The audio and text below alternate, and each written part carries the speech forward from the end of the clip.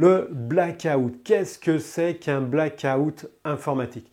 Je vous invite dans les commentaires d'indiquer pour vous qu'est-ce que c'est qu'un blackout informatique, comment est-ce que ça se matérialiserait dans votre entreprise, quel serait l'impact chez vous. Marquez-le dans les commentaires, je suis vraiment curieux d'avoir votre retour et puis au long de la conférence, on va pouvoir répondre à des questions. Alors, première cause d'un blackout informatique, tout simplement la destruction d'un centre informatique. On peut penser que c'est des choses qui arrivent assez peu souvent et pourtant il y en a quand même pas mal. Alors Google a déjà eu un incendie, OVH a eu un incendie, KKOT a eu aussi des incendies de leur centre informatique. Donc c'est des choses qui arrivent plus souvent que l'on ne pense. Je crois de mémoire qu'il y a à peu près une vingtaine d'incendies de data center par an. Ce qui est quand même pas mal parce que ça fait plus d'un data center qui passe au feu en une année. Donc prenez bien conscience qu'un data center, ça peut prendre feu et c'est pas parce qu'on est en fait dans l'info nuagique que les data centers de l'info nuagique seront plus solides que vos centres informatiques à vous. Donc première raison d'un blackout informatique, c'est de la perte de votre centre informatique, qui soit hébergé chez vous, qui soit chez un fournisseur infonuagique. Google et puis OVH sont des fournisseurs infonuagiques et eux aussi, ça passe au feu. Donc destruction d'un centre informatique, une des premières causes d'un blackout informatique. Deuxième cause d'un blackout informatique, et on le vit tous les jours, et au moment où je suis en train de faire cette conférence, il y a des cyberattaques de masse sur une faille qui est sur du matériel ESXi, sur un applicatif ESXi, qui fait qu'en fait, il y a énormément d'entreprises qui sont impactées actuellement au moment où je fais cette conférence. Donc, deuxième cause d'un blackout informatique, c'est la cyberattaque ou alors l'erreur humaine. C'est des choses qui peuvent arriver par rapport justement à la vie quotidienne et des cyberattaques. Là, il y en a plusieurs dizaines, voire centaines par jour de cyberattaques à travers le monde. Donc ça aussi, c'est une cause de blackout informatique qui va vous arrêter en fait votre système informatique. Une troisième, non, j'ai quelques statistiques par rapport justement à ça. Il faut savoir que 60% des entreprises qui subissent une cyberattaque ferment leur entreprise après quelques semaines après cette cyberattaque. 60%, c'est presque 2 sur 3, c'est énorme. Et pourquoi est-ce qu'elles ferment leur entreprise? Parce que tout simplement, elles n'étaient pas préparées par rapport à une cyberattaque et puis qu'il y a un coût financier qui est énorme dans le cas d'une cyberattaque. Et donc, c'est important tout simplement de pouvoir se préparer avant. Donc pour ça, les entreprises qui ne sont pas prêtes, généralement là, elles ne survivent pas à plus d'une cyberattaque. En 2020, il y a une cyberattaque toutes les 10 secondes. Quand je vous parlais qu'il y avait plusieurs dizaines, centaines d'attaques par jour, là, dans cette statistique, enfin dans cette étude, 10 attaques par seconde de ransomware.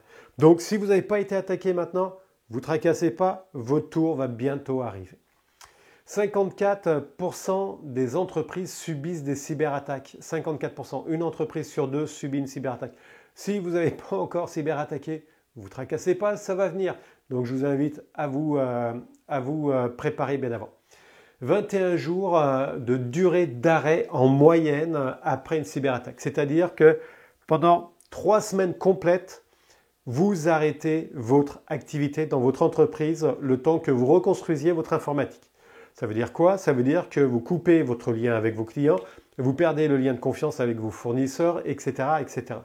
Donc par rapport à ça, 3 semaines d'interruption de service parce que votre informatique est plus en place, va falloir quand même se préparer à maintenir vos activités. C'est pour ça que le plan de continuité des affaires, justement, va vous aider à maintenir votre activité pendant que le plan de reprise informatique va vous reconstruire. Mais ça, je suis un petit peu en avance de phase. On va en parler un petit peu plus loin dans la conférence.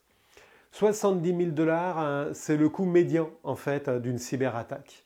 Là, typiquement, les cyberattaques qui ont lieu en ce moment en Italie, en France, aux États-Unis, au Canada, ils demandent 2 bitcoins pour pouvoir relibérer en fait les données. Et de Bitcoin, c'est vraiment pas cher en fait au final. Ça fait juste à peu près un 50 000 $. Donc par rapport à vos données, ils sont vachement, je pense qu'ils soldent en ce moment. Donc soyez bien attentifs par rapport à ça. Un coût financier là d'une cyberattaque, c'est conséquent.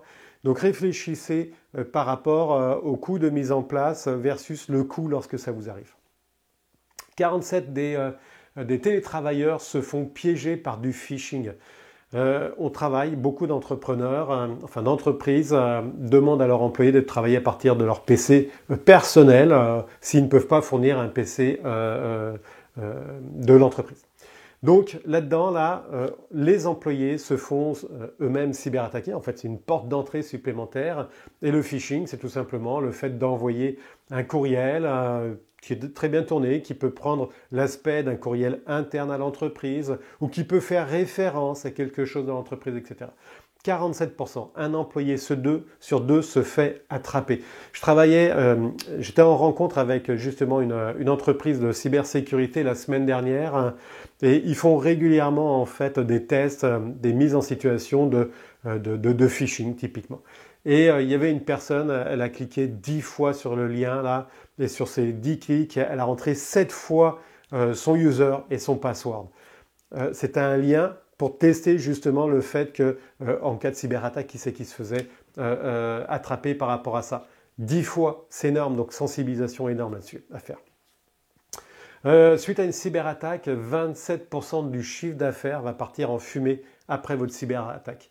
Donc si vous aviez pensé faire une bonne année, vous subissez une cyberattaque, non seulement ça va vous coûter cher, mais votre arrêt d'activité pendant justement les 3 semaines vont faire en sorte que vous arrêtez et puis vous gagnez moins d'argent. Donc perte du chiffre d'affaires 27%. C'est assez énorme. Et puis 81% des cyberattaques se sont basées sur des mots de passe faibles, de mots de passe faibles ou volés. Je fais des podcasts et d'ailleurs ils sont en description, ils seront en description de l'endroit où va se trouver la vidéo. Là-dedans, on parle de mots de passe. Si vous mettez 1, 2, 3 soleil là, bah c'est clair que c'est pas bon là. Ou alors le mot de passe password, c'est pas bon non plus parce que c'est ceux qui sont les plus utilisés.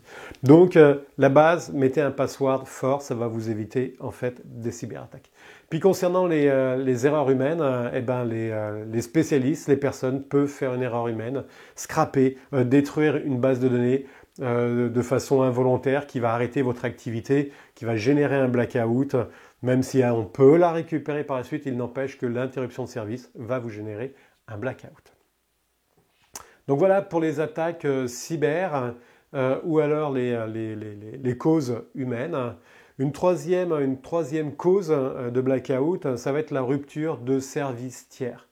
La rupture de service tiers, typiquement un fournisseur infonuagique qui ne fournit plus le service. Or, toute votre informatique est chez votre fournisseur infonuagique.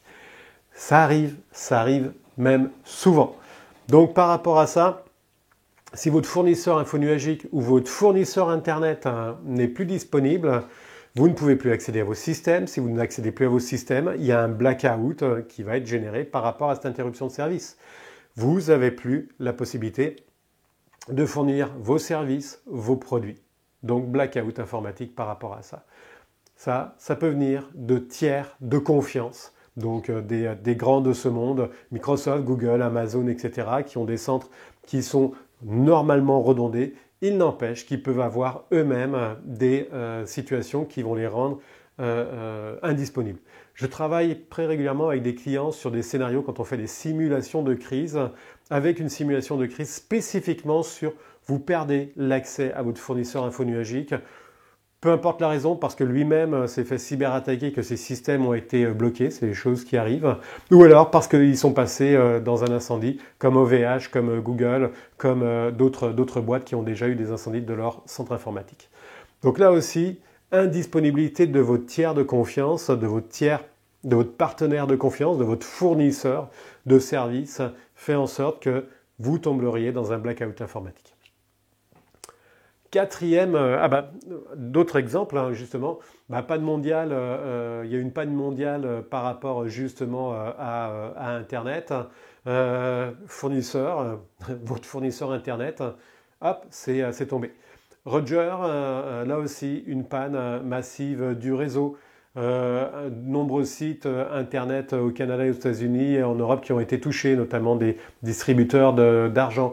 Un autre plus humoristique, les casteurs, un casteur, je pense qu'ils étaient quand même plusieurs.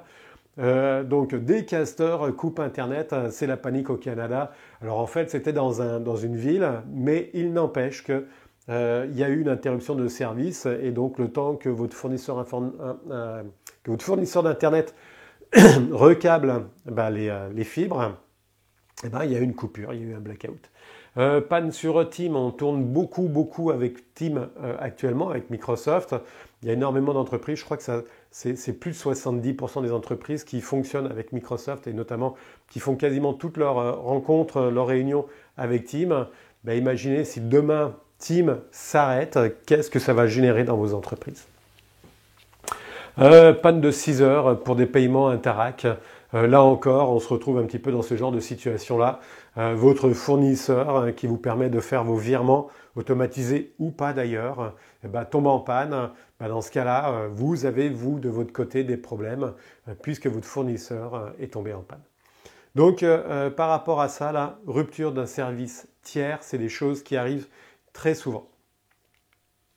Et puis, une dernière qui est pas mal d'actualité, notamment en Europe, avec la guerre Ukraine-Russie et puis le fait d'avoir arrêté le gaz, les gazoducs, même il y en a 2 qui ont sauté. Donc toute l'énergie qui arrivait de la Russie n'arrive plus et donc l'Europe doit se débrouiller par rapport à ça au niveau du gaz et puis au niveau de l'électricité. Donc rupture des sources d'énergie, c'est des choses qui peuvent arriver. C'est arrivé au Canada il y a près de 20 ans d'ailleurs, sur le triangle de glace, je crois qu'ils avaient appelé ça comme ça, où il y a eu pendant 3 semaines en fait des panneaux électriques, des poteaux, des pylônes électriques qui sont tombés parce que la glace s'est figée dessus et donc ça a écroulé en fait par le poids de la glace. Donc pendant plusieurs semaines, rupture électrique d'électricité. On vit dans un monde où sans électricité, on ne fait pas grand-chose en fait. D'ailleurs, je vous inviterai à faire cet exercice-là, le week-end, ce week-end-là, coupez votre électricité pendant juste une matinée et vous allez voir que c'est assez perturbant. Donc par rapport à ça, là, donc très important de voir comment, et on va le voir un petit peu plus loin, comment faire en sorte de pouvoir maintenir ces activités si on n'a plus d'électricité qui arrive dans nos bâtiments, dans nos centres informatiques. Donc certains centres informatiques sont équipés de génératrices, mais ce n'est pas le cas de tout le monde. Et qui plus est ensuite de ça, c'est bien beau d'avoir des génératrices sur votre centre informatique, mais si vos employés ne peuvent pas travailler à partir de chez eux parce qu'ils n'ont plus d'électricité, vous tombez quand même dans un blackout informatique. Qui plus est, vos clients seraient eux aussi sans électricité.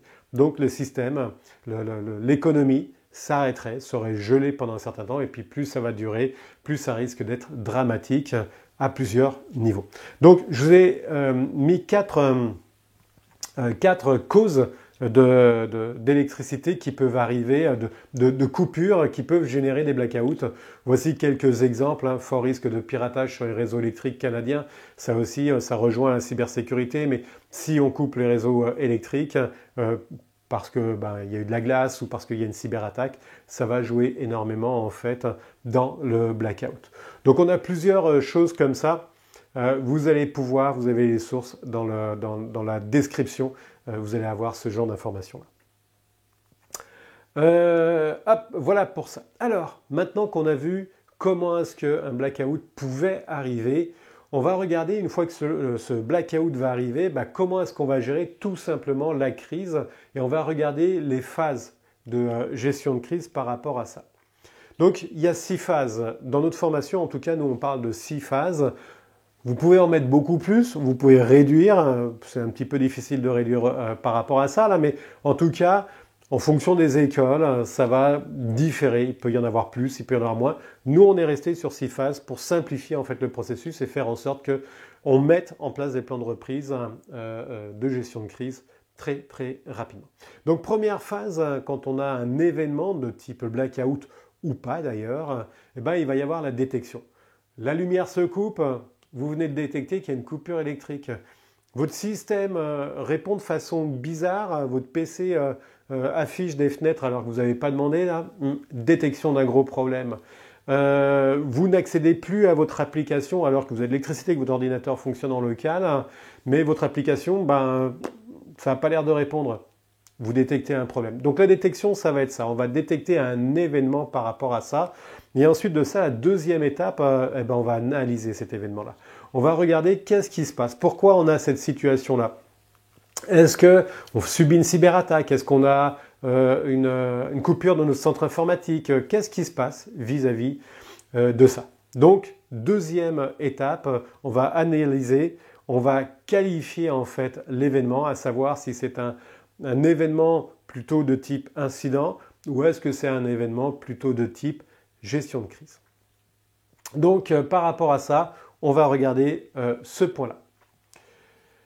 Une fois qu'on a qualifié en fait l'événement, qu'on a déterminé qu'on était sur une crise, va falloir activer la gestion de crise. C'est cette troisième phase qui va être tout simplement l'activation de la gestion de crise. Donc là, on va embarquer là-dedans sur l'escalade des membres du comité de crise, sur l'escalade, l'activation, la mobilisation des personnels qui vont avoir à intervenir dans le cadre d'une gestion de crise. Quatrième phase, ça va être la gestion. Une fois qu'on a déclenché, clairement, on ne va pas juste rester là en disant « voilà, on a déclenché ». Non, il va falloir gérer cette gestion de crise, faire en sorte que cette gestion de crise soit résolue le plus rapidement possible. Donc là-dessus, on va appliquer notre plan de gestion de crise en fonction de l'événement qui se passe. Il va être différent si c'est une cyberattaque, si c'est un bâtiment qui prend feu, si c'est un centre informatique qui prend feu, etc. On va avoir un plan de gestion de crise qui va être dédié par rapport au type de crise que l'on va avoir. Alors un plan de gestion de crise, juste je fais une petite aparté, ça ne doit pas être fixe. Ce n'est pas quelque chose de rigide. Une crise n'est jamais la même d'une crise à une autre. Le plan de gestion de crise va être un guide qui va vous permettre de commencer à initialiser un certain nombre de choses. Et dans le cadre de la gestion, il va vous mettre une structure pour conduire, pour piloter vos comités de crise et faire en sorte d'avoir un suivi qui est cohérent, d'avoir des rapports qui sont cohérents, d'avoir des comités qui sont ordonnés et qui permettent d'avancer la crise. Donc, phase 4, gestion en fait de la crise. Phase 5, il y a un moment ou un autre, faire de la crise, c'est sympathique, mais il faut aussi que ça se termine. Et la phase 5, ça va être justement la clôture de la gestion de crise, ça va être la clôture de la crise. Alors attention, la clôture de la crise, ça ne veut pas dire qu'il faut qu'on attende le dernier truc qui soit réglé pour clôturer une crise. Non. Une crise, c'est quelque chose sur l'instant. On règle les problèmes les plus essentiels qui vont permettre de redémarrer les systèmes essentiels, les systèmes qui rapportent du business, faire en sorte que notre activité reprenne son mode presque normal, en mode dégradé, mais quand même qui tend vachement dans le normal, vraiment dans le normal. Mais ça veut dire aussi que tout ne sera pas réglé pendant la crise. Il y a des choses qui vont se découvrir pendant la crise, c'est peut-être pas le moment de les régler au moment de la crise. On va le faire après. Donc la crise, la clôture de crise, voyez ça comme par exemple votre maison qui brûle. Vous avez les pompiers qui arrivent, qui vont éteindre le feu, ils vont vous mettre en sécurité. L'assurance va embarquer, va vous permettre de vous faire héberger quelque part. Donc les pompiers vont éteindre l'incendie, vont vérifier qu'il n'y a pas de possible départ de feu là. Et pour les pompiers, une fois qu'ils ont sécurisé les personnes, les biens, pour eux, la crise, elle est terminée. Dans une gestion de crise, on est pas mal dans ce même genre de philosophie. On gère l'essentiel pour redémarrer le business et tout ce qui n'est pas essentiel, on va le gérer après crise, donc avec une équipe qui va être dédiée, mais la gestion de crise devrait s'arrêter du moment que nos services sont redémarrés. Donc clôture, c'est un point qui est important, ne pas faire durer les crises, sinon il y a plein de conséquences qui sont négatives. Post-crise, alors déjà quand on arrive à la clôture, on en a un petit peu ras-le-bol de la crise. Post-crise, généralement, c'est quelque chose qu'on oublie ou alors qu'on ne fait pas parce qu'on repart dans le quotidien, parce qu'on va aussi traiter peut-être le reliquat de la crise, etc. Pourtant, c'est un sujet qui est très très important, surtout dans le cadre des cyberattaques actuellement, où en fait, quand vous faites cyberattaquer, soyez sûr que vous allez vous faire cyberattaquer une deuxième fois, voire peut-être une troisième fois en fonction de comment est-ce que vous êtes fragile au niveau de vos systèmes. Donc, le post-crise, ça va permettre de faire un état des lieux de votre gestion de crise que vous venez de vivre, c'est chaud. Ça va vous permettre de savoir qu'est-ce qui a bien fonctionné, qu'est-ce qui n'a pas bien fonctionné, et puis comment faire en sorte que ça fonctionne mieux pour la prochaine crise. Comme je vous le disais il y a quelques instants, vous allez vous faire attaquer une seconde fois, il n'y a pas de doute là-dessus. Les statistiques démontrent de plus en plus que les entreprises sont attaquées 2 fois. Donc autant que la deuxième fois, vous soyez encore mieux préparé que la première fois, que vos procédures qui ne fonctionnaient pas très très bien, qu'elles fonctionnent mieux, que les sauvegardes que vous aviez peut-être pas forcément bien faites, qu'elles soient très très bien faites, que vos sauvegardes qui n'étaient pas protégées contre la réécriture ou contre le chiffrement, que vous fassiez une copie des sauvegardes pour qu'elles soient protégées, de sorte qu'en cas de cyberattaque, vous puissiez reconstruire vos systèmes à partir de vos sauvegardes, etc., etc. C'est un point qui est négligé et pourtant, je vous garantis que c'est un point sur lequel il faut mettre des efforts. Il en va en fait de votre survie lors de la deuxième attaque ou de la deuxième crise que vous allez vivre. Donc, 6 phases très simples à bien comprendre par rapport à ça. Alors, dans la partie qui va suivre, on va regarder un petit peu que faut-il faire pour survivre à un blackout informatique. Quand on a un blackout informatique, c'est un petit peu comme le monde s'arrête. C'est comme si dans votre maison, là, vous alliez sur le breaker général, sur l'interrupteur général de votre maison, et puis que vous coupiez en fait l'électricité dans la totalité de votre maison.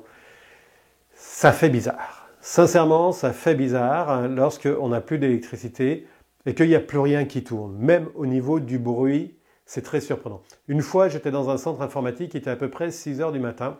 Je faisais une tournée dedans et j'étais dans le 3e sous-sol. Et puis, on entendait les bruits des ventilateurs, on entendrait les bruits de tout ce qui était équipement électrique, etc. Le scintillement des lumières, etc. Puis d'un seul coup, plus de lumière. Mais ce qui m'a frappé le plus, c'est pas l'absence de lumière, c'était l'absence de bruit. Et c'est assez impressionnant, suffocant, de tomber d'un moment qui est avec du bruit à un moment qui est sans bruit. Et donc là aussi, on a subi dans cette entreprise un blackout parce que la génératrice, suite à une coupure, n'avait pas démarré. Elle n'avait pas démarré, c'était parti sur les batteries. Donc les batteries avaient une autonomie à peu près de 20 minutes. Il n'y avait pas d'alarme à cette époque-là sur les batteries, ce qui fait qu'au bout de 20 ou 30 minutes, plus de batterie. La totalité du bâtiment et du centre informatique se sont arrêtés. Voilà, je ferme ma parenthèse par rapport à ça. Donc, que faut-il faire pour pouvoir se préparer à un blackout? Donc, bien évidemment, il faut vous préparer à un blackout avant la crise. C'est largement mieux. Je sais que parmi vous, il y a des personnes qui m'écoutent qui n'ont pas de gestion de crise. Je vous invite à vous préparer avant d'avoir une crise. Vous allez voir que c'est beaucoup plus facilitant. Alors, en termes d'avant-crise, qu'est-ce qu'on va avoir? Il va falloir regarder la résilience de votre entreprise, évaluer la résilience de votre entreprise. D'ailleurs, je vous invite à aller sur le site Crise et Résilience. Vous avez un outil d'auto-évaluation avec une centaine de questions. C'est le plus complet qu'il y a sur le marché, là, qui est offert gratuitement. Donc, je vous invite à aller le chercher. Évaluer la résilience de votre entreprise, ça va vous permettre, je suis en train de flouter, ça va vous permettre de pouvoir évaluer comment votre entreprise est fragile par rapport à tel point de votre business. Ensuite, deuxième point, il va falloir déterminer des scénarios de crise et des stratégies de réponse. C'est-à-dire qu'en fonction en fait des fragilités que vous avez trouvées dans votre entreprise, vous allez regarder, tiens, s'il m'arrivait telle chose, et vous allez construire des scénarios de crise. Scénario de crise cyberattaque, scénario de crise perte d'un centre informatique, scénario de crise perte d'un fournisseur infonuagique, scénario de crise perte de mes communications, etc., etc. Donc vous allez déterminer des scénarios par rapport à ça, ce qui vont vous permettre de savoir sur quoi vous allez construire votre gestion de crise. Donc ensuite de ça, on va construire et on va construire un certain nombre de choses par rapport justement à votre plan de gestion de crise. On va construire par exemple le plan de gestion de crise en tant que tel. Ce plan-là, il va falloir... ça floute, c'est assez déstabilisant. Ce plan de gestion de crise, il va falloir le construire avant la crise. Parce que si vous le construisez pendant la crise, c'est comme si vous construisiez un avion alors que vous êtes en plein vol. Il y a peu de chances que vous voliez très très longtemps. Deuxième point, ça va être le plan de communication. Le plan de communication, il va beaucoup avec la gestion de crise. La communication, c'est la face visible de l'iceberg d'une crise. C'est-à-dire que vous avez beau avoir une superbe crise, une organisation fabuleuse, si vous communiquez mal, ce qu'on va se rappeler de la crise et puis de votre entreprise, c'est que vous avez merdé pas possible sur la crise, que ça a été le bazar, etc. Tout simplement à cause du plan de gestion de crise. Donc le plan de communication de crise. Donc le plan de communication de crise, au même titre que le plan de gestion de crise, c'est quelque chose sur lequel il faut mettre l'effort et il faut le gérer en priorité. C'est-à-dire que si vous avez un budget qui est limité, je vous invite à faire votre gestion de crise avec votre plan de communication avant de faire des plans de continuité d'affaires, des plans de reprise informatique. Plan de reprise informatique, il faut en faire un aussi, bien évidemment. Il va falloir faire un plan de reprise informatique sur deux types de scénarios. Un scénario où vous perdez votre centre informatique, donc centre informatique qui vous appartient ou chez un fournisseur info nuagique. Et puis le deuxième des scénarios, c'est vous êtes cyberattaqué, comment est-ce que vous allez reprendre votre informatique qui a été corrompue. Donc là, le plan informatique, maintenant, avec cette arrivée des cyberattaques depuis plusieurs années, il faut regarder ces deux volets-là. Ça ne suffit plus de regarder le volet uniquement reprise suite à un désastre dans un centre informatique. Il faut prévoir la reprise, la reconstruction de vos systèmes. La reconstruction de vos systèmes lors d'une cyberattaque, ce n'est pas la même chose que la reconstruction de votre système en cas de sinistre de votre centre informatique. Et puis bien évidemment, comme votre informatique est arrêtée, vos activités sont arrêtées. Et là, il va être nécessaire de regarder comment maintenir vos activités sans informatique. Alors, j'entends ce que vous dites dans le sens où oui, mais sans informatique, comment c'est possible ? Je peux pas fonctionner sans informatique, hein, c'est impossible.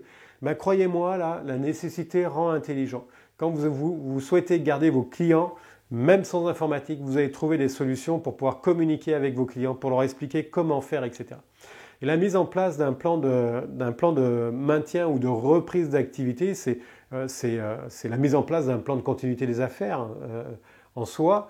Eh ben, c'est quelque chose qui reste assez simple au final à mettre en place. Voilà par rapport à ça. Ensuite de ça, bien évidemment, on veut éviter de se faire cyberattaquer. Donc, sensibiliser votre personnel pour éviter de se faire attaquer, pour éviter de faire des actions qui risquent de mettre en péril votre informatique. Donc, sensibiliser en fait votre personnel. Et une sensibilisation, c'est comme une pub. Si vous ne la voyez pas cette fois-là, votre pub, ça ne sert à rien. La sensibilisation, c'est la même chose. Quasiment tous les mois, vous devez faire une sensibilisation. D'ailleurs, je vous invite à aller sur le site Crise et Résilience. Vous avez 15 affichettes qu'on vous offre, que vous pouvez imprimer et placarder partout dans votre entreprise. 15 affichettes, croyez-moi, ça a du stock. Et vous pourrez même en coller derrière les portes des toilettes parce que là, on a une clientèle captive qui ne peut rien faire d'autre que de regarder la porte des toilettes. Donc, par rapport à ça, sensibilisez vos personnels. Et puis, dernière des choses dans la préparation, c'est bien évidemment simuler les crises. Si vous ne simulez pas les crises, en fait, vous ne saurez jamais si votre plan de gestion de crise est opérationnel ou pas. Vous allez le découvrir au moment de la crise et vous allez découvrir que certaines de vos procédures ne sont pas à jour, que les numéros de téléphone des personnes que vous devez appeler, ce n'est pas les bons, que l'appel de vos fournisseurs, etc., ce n'est pas les bonnes coordonnées, etc., etc. Donc, simuler des crises. Nous, régulièrement, on fait plusieurs simulations de crises par an chez des clients. Donc par rapport à ça, là, c'est un passage obligé. Simuler vos crises. Qui plus est, c'est très très plaisant en fait. Et puis ça amène un niveau de conscience qui est très très important au niveau des gestionnaires. Et ça les met en situation, c'est vraiment très très efficace. Sur les formations que l'on donne, et notamment celles des gestionnaires, on fait 5 mises en situation qui leur permettent justement de se mettre dans le bain face à tel événement, rupture de votre fournisseur infonuagique, rupture de votre centre informatique, cyberattaque, vol de données, etc. Ce qui fait que ça les met en situation et par rapport à ça, ils réfléchissent en disant tiens, mes données ont été volées, c'est des données sensibles, mais qu'est-ce que je dois faire par rapport à ça? Donc là, tout ça, là, c'est ce genre de choses-là. Et des simulations de crise, vous n'avez pas besoin non plus de faire des simulations de crise énormes. Mais vous pouvez faire aussi ce qu'on appelle des exercices de table qui vont vous permettre de pouvoir valider votre plan de gestion de crise sans générer en fait 10, 20, 30 personnes autour d'une table. On arrive à un moment avant une crise. Donc si vous avez fait tout ça là, la crise va être simple à gérer. On s'entend simple, hein. Une crise c'est jamais super sympathique. Mais en tout cas là, vous n'aurez pas toute la lourdeur de vous demander qu'est-ce qu'il faut que je fasse. Je connais une entreprise qui a eu une cyberattaque, qui n'avait pas de gestion de crise, et le PDG, quand il est arrivé le matin que ses systèmes étaient corrompus, il était perdu. Il était réellement perdu. C'était un choc brutal pour lui, là, et il a perdu facilement une journée, et c'est long une journée, hein, une journée à se poser la question, mais qu'est-ce que je dois faire? Qu'est-ce que je fais?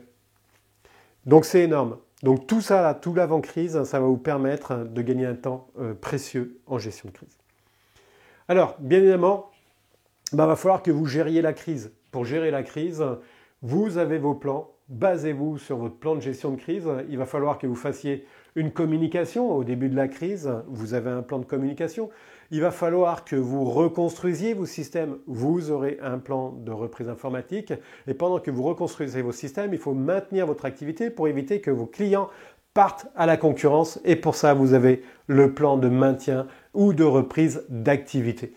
Donc, gérer la crise, ça va être tout simplement d'activer ces plans. Justement, on les applique et puis on s'adapte au contexte de la crise. Comme je vous l'indiquais tout à l'heure, la crise, une crise, sa vie, c'est quelque chose de vivant. Et ce n'est pas parce que vous avez un super plan de gestion de crise avec un scénario et puis que vous avez tout fait comme ça, là, rien que super bien cadré, là, que votre plan de gestion de crise va être adapté à la crise. Votre plan de gestion de crise, ça va être un guide, ça va vous permettre d'initier les premières actions, de pouvoir structurer votre gestion de crise, vos comités, le fonctionnement de vos comités là. Mais quoi qu'il en soit, la crise, ça peut varier du tout rien en fonction de comment est-ce que vous agissez. Et ça, comment est-ce que vous avez agi, vous ne pouvez pas le déterminer précisément dans une gestion de crise. Donc la crise, ok, on a géré la crise, on est en train de la gérer par rapport à ça. Et il arrive l'après-crise. Donc l'après-crise, va falloir aussi gérer l'après-crise. Je vous rappelais tout à l'heure au niveau des pompiers, on a des actions qui sont faites, c'est la crise. Une fois que ça c'est fait, on n'est plus dans de la crise. Donc gérer l'après-crise, ça va être justement de gérer le reliquat de ce que vous avez, de ce qui vous reste en fait. Vous avez géré l'essentiel, vos activités essentielles ont redémarré, vos applications essentielles ont redémarré, vos clients peuvent accéder à leur service habituel. Même si c'est dans un mode dégradé, ils peuvent y accéder. Par contre, vous avez tout un pan en fait de votre entreprise qui n'est peut-être pas encore activé. C'est ce qu'on appelle des services non essentiels ou secondaires. Ceux-là, il va falloir les redémarrer et ça va se faire dans l'après-crise. Et puis, dernière chose, capitaliser et actualiser les plans. C'est ce que j'indiquais tout à l'heure, j'en ai parlé longtemps tout à l'heure, je ne vais pas en reparler, mais très très important, c'est très souvent en fait oublié et je vous invite à prendre le temps par rapport à ça. Alors, la gestion de crise, la mise en place d'un plan de gestion de crise, un plan de continuité des affaires, un plan de reprise informatique, ça ne se fait pas au doigt mouillé. Non, si vous le faites comme ça, là, je vous le dis tout de suite, vous allez avoir des problèmes au moment de la gestion de crise. Il y a des normes à travers le monde hein, et celle-là, ces normes ISO 22301, c'est celle qui va vous parler de la continuité des affaires. La 27000 et ses déclinaisons, ça va vous parler de tout ce qui est la sécurité de l'information, donc avant, pendant, après.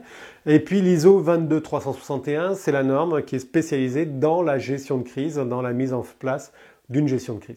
Donc, quoi qu'il en soit, là, mettez en place une gestion de crise, un plan de continuité des affaires, un plan de reprise informatique basé sur les normes. Je vois pas mal, hein, et surtout en ce moment, parce que la mise en place de plans de gestion de crise, c'est quelque chose qui peut être intéressant et puis il y a une demande de plus en plus. Et je vois beaucoup en fait hein, de sociétés qui se créent là avec des spécialistes, des personnes qui ne sont pas certifiées dans ISO 22301 de base.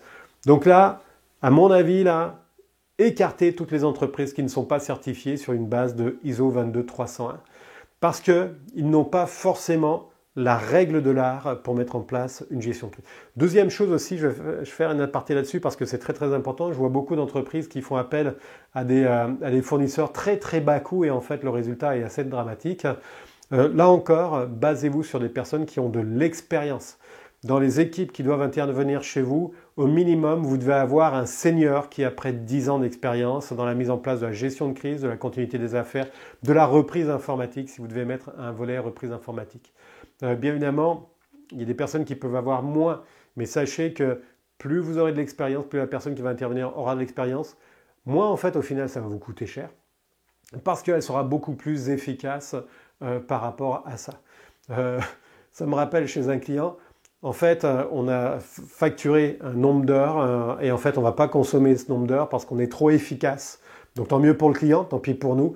Mais en fait, on est trop efficace parce qu'on a 30 ans d'expérience derrière nous, ce qui fait qu'on ne passe pas des heures et des heures à se poser la question comment est-ce qu'on va faire. Non, tiens, chez tel client, on avait fait ça comme ça, on peut peut-être l'utiliser chez ce client-là.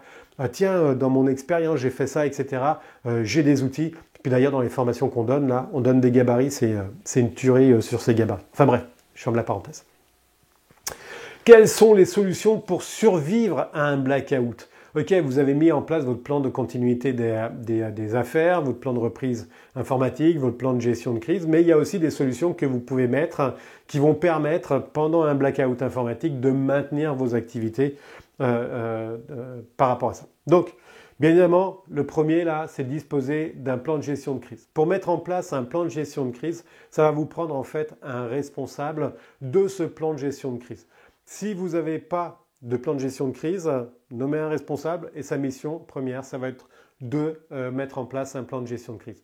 Et quoi qu'il en soit, si vous avez une gestion de crise qui est déjà en place, ça vous prend en fait un directeur de crise, un gestionnaire de crise, appelez-le comme vous voulez, qui va gérer la crise, qui va coordonner la crise, qui va être le garant de respecter en fait votre procédure, votre processus de gestion de crise. Donc, nommez un responsable.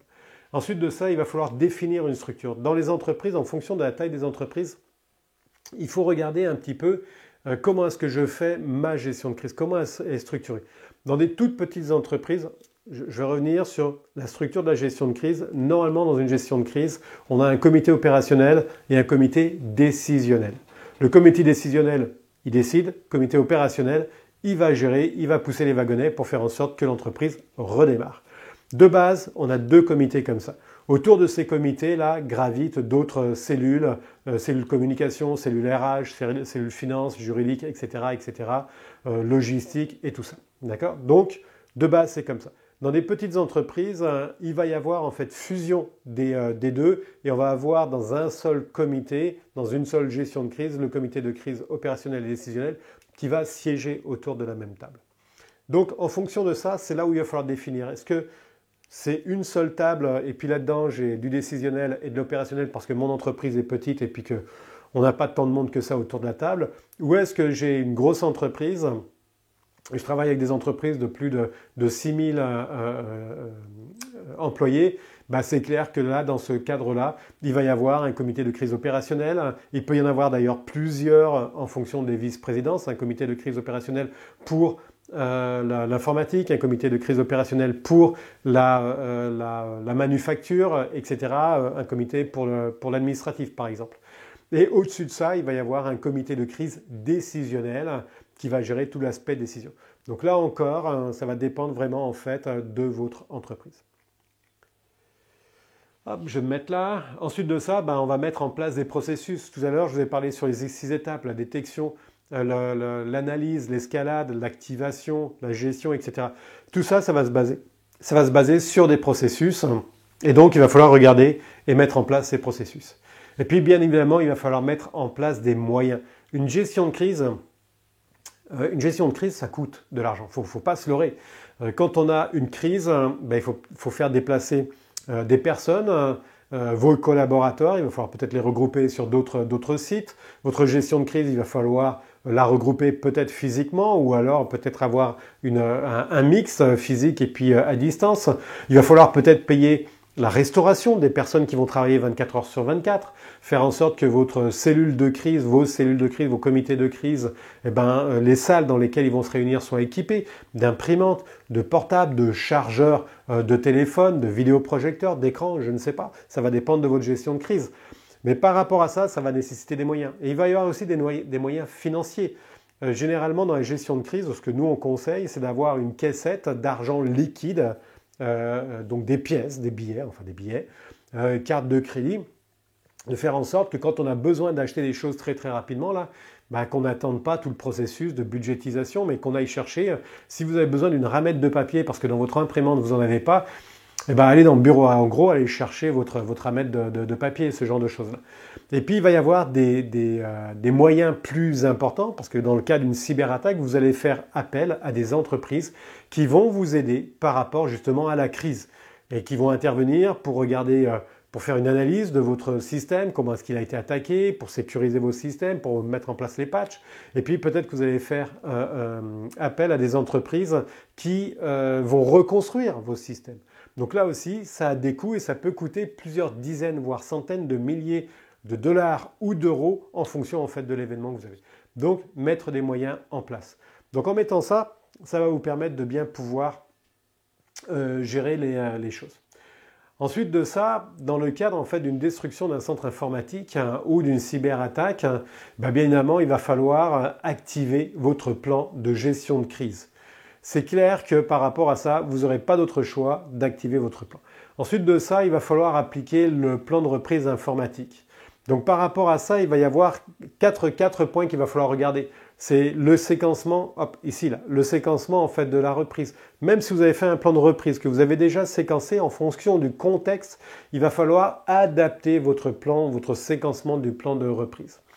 Il va falloir aussi restaurer vos sauvegardes, mais pour restaurer vos sauvegardes, il va falloir être sûr que vos sauvegardes soient disponibles. Si elles ont été chiffrées, je vous garantis, vous allez pleurer. Donc par rapport à ça, il va y avoir restauration des sauvegardes. Ensuite de ça, il va falloir reconstruire les données par rapport à ça. Quand on fait une reprise sur la destruction d'un centre informatique, on part des sauvegardes, c'est pas trop dramatique. Quand on fait une reconstruction à partir d'une cyberattaque, suite à une cyberattaque, les sauvegardes, peut-être qu'on ne peut pas s'en servir. Donc, il va falloir regarder un petit peu comment est-ce qu'on reconstruit les données si on a perdu nos données. Et puis, il va falloir bien évidemment appliquer les correctifs. Si vous êtes cyberattaqué, vous allez appliquer les correctifs. Vous allez appliquer les correctifs avant même de pouvoir restaurer quoi que ce soit. Et puis, il va y avoir aussi l'application des plans et des maintiens des activités qui sont essentielles vis-à-vis de votre entreprise. Donc ça, là, clairement, il va falloir voir. Puis bien évidemment, en termes de matériel derrière ça, il va falloir que vous ayez des équipements, il va falloir que vous ayez des accords avec vos partenaires si vous êtes dans le cadre d'une destruction pour qu'ils vous livrent du matériel, etc. Dans le cas d'une cyberattaque, avoir des contacts avec des partenaires, des fournisseurs déjà préétablis dans votre entreprise pour justement les appeler le moment venu. Je suis très curieux d'ailleurs et je suis en train de regarder en France, en Italie, aux États-Unis et puis au Canada. Il y a des attaques massives au moment où je fais cette conférence. Il y a des attaques massives et donc ça doit solliciter de tous bords les entreprises spécialisées pour analyser, pour reconstruire les systèmes, etc. Et donc du coup, il doit y avoir des entreprises qui ne peuvent plus contacter qui que ce soit parce qu'ils sont tous utilisés. Donc ça, je vous reviendrai dans une prochaine vidéo par rapport à ça. Ok, dans le cas d'une rupture de service, ben évidemment, ce qu'on va faire, on va activer notre plan de gestion de crise, on va appliquer la stratégie qui va être de continuité des affaires qui a été prédéterminée, donc utilisation de fournisseurs alternatifs. Donc si Team est plus disponible, eh ben, ayez Zoom. Et puis pour tous ceux qui écoutent et puis qui vont regarder cette vidéo par la suite, je vous invite à regarder un petit peu votre dépendance aux fournisseurs. On est en train de se fragiliser énormément. Je ferai une conférence sur l'antifragilité dans les semaines prochaines. On est en train de se fragiliser en étant mono-fournisseur. Le cas de Team, justement, c'est tout à fait le cas. Si Team demain, si Microsoft est indisponible, vous perdez en fait quasiment l'utilisation de votre entreprise, clairement par rapport à ça. Donc il est important de regarder les solutions alternatives. Basculer vers une connexion alternative, ça peut être satellite, ça peut être GSM. Chez un de nos clients, on a mis des liens de secours en GSM. Ensuite de ça, utilisation de paiements alternatifs. Si tous les moyens de paiement, on l'a vu un petit peu plus haut, Interac, etc., sont indisponibles, ben, comment est-ce que vous faites par rapport à ça? Je pense notamment au magasin, c'est arrivé chez un de mes clients dernièrement, sur le fait que les TPE sont tombés en panne. Enfin, sont tombés en panne. Il y a eu un problème technique derrière qui ont fait que les TPE n'étaient plus possibles. Donc il a fallu qu'ils gèrent en fait ce problème-là. Dans un supermarché avec plusieurs dizaines, enfin plusieurs centaines de clients qui sont en attente de faire la queue, croyez-moi, c'est assez rapidement l'émeute. Si vous n'avez pas déjà vécu là, intéressant à vivre. L'utilisation de solutions de communication alternatives à Outlook, Gmail, Telegram, etc., etc., téléphone, pont téléphonique, etc., etc. Donc ensuite de ça, dans le cas justement d'une rupture énergétique, on va activer le plan de gestion de crise, activer des génératrices, pensez à avoir des génératrices ou à avoir des fournisseurs qui vont vous apporter les génératrices pour faire fonctionner vos affaires. Relocaliser votre personnel sur des sites de secours qui sont eux-mêmes alimentés.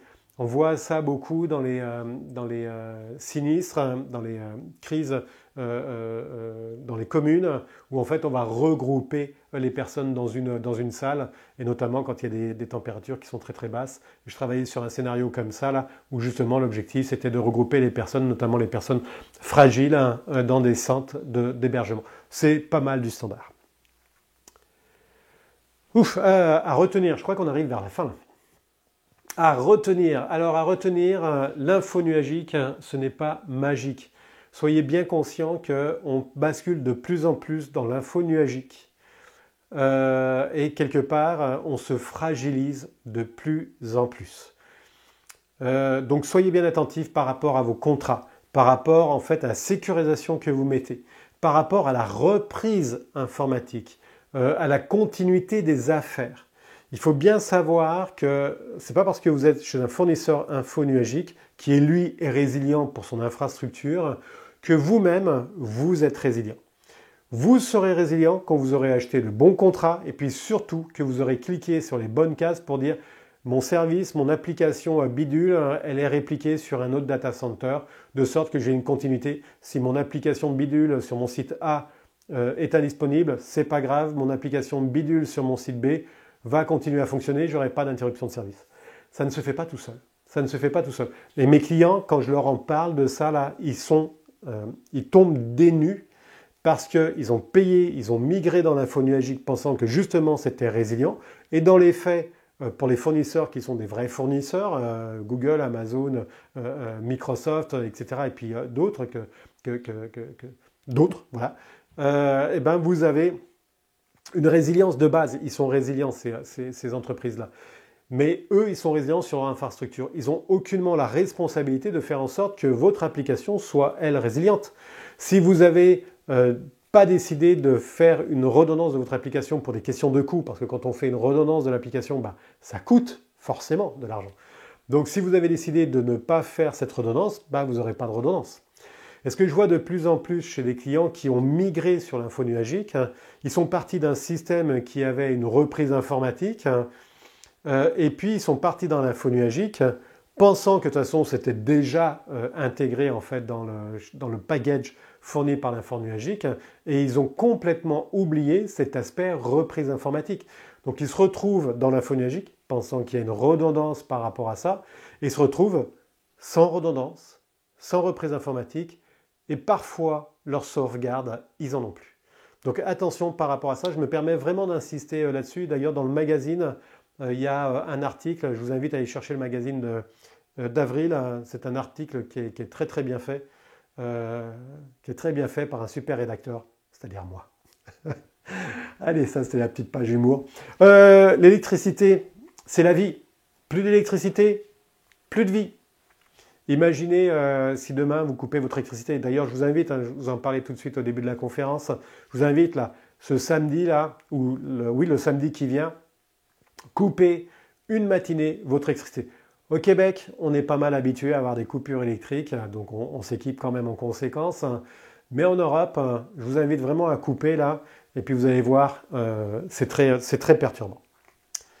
Et puis, en cas de cybercrise, active ta gestion de crise. En cas de cybercrise, active ta gestion de crise. Pour les cyberattaquants, c'est une rente. Je ne sais pas si vous avez vu passer cette